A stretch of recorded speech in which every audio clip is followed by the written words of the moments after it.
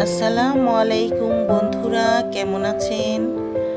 আজ আমি রান্না করব গরুর মাংসের তেহারি। দেখুন, প্রথমে আমি মাংস কষিয়ে নিচ্ছি প্রেসার কুকারে। আর চুলার মধ্যে শুধু পানি মেপে দিয়েছি, শুধু পানি, আর কিছুই না। আর এখন চালটা ধুয়ে নিচ্ছি। তো চাল ধুতে ধুতে আপনাদের বলছি যে মাংসতে আমি কি কি দিয়েছি: টক দই, কাশ্মীরি মরিচের গুঁড়ো, ধনে জিরের গুঁড়ো, দারচিনি এলাচ, আদা রসুন, জর্দিক জায়ফল পোস্তা দানার পেস্ট। আর যতটুকু পরিমাণ চাল নেব সেই পরিমাণ আর মাংসের পরিমাণ একসাথে আমি মাংসের মধ্যে তেল দিয়ে দিয়েছি। আমি যেমন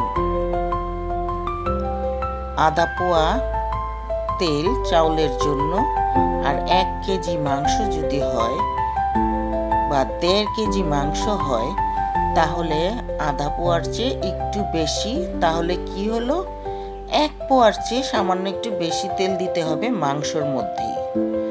দিয়ে আমি প্রেসার কুকারে কষিয়ে নিয়েছি। এখন চাউলের মধ্যে যে পরিমাণ পানি লাগবে আমি শুধু পানি ফোটাতে দিয়েছি। ফোটানো হওয়ার পরে আমি চাউলগুলো ঢেলে দিলাম। ঢেলে দেওয়ার পরে যে একটু ঘন হয়ে আসার পরে আমি মাংসগুলো দিয়ে দিলাম। এখন আমি দমে দেওয়ার জন্য ভালো করে একটু নেড়ে চেড়ে আমি দমে দিয়ে দেব। আমি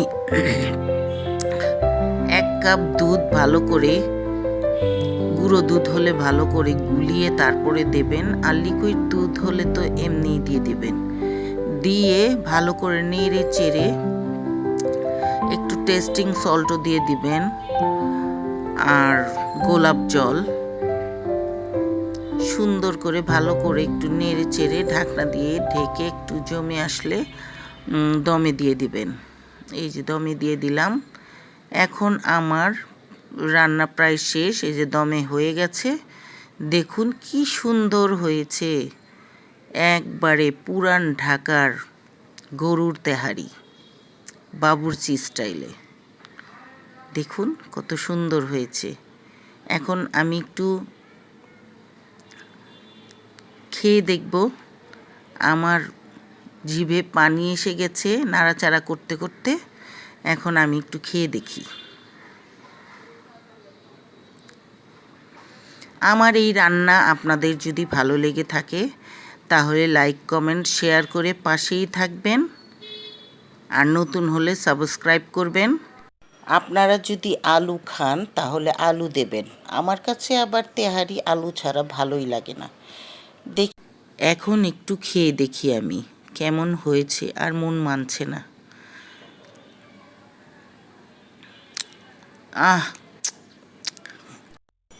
অনেক মজা হয়েছে, যা ভাষায় বোঝানো যাবে না।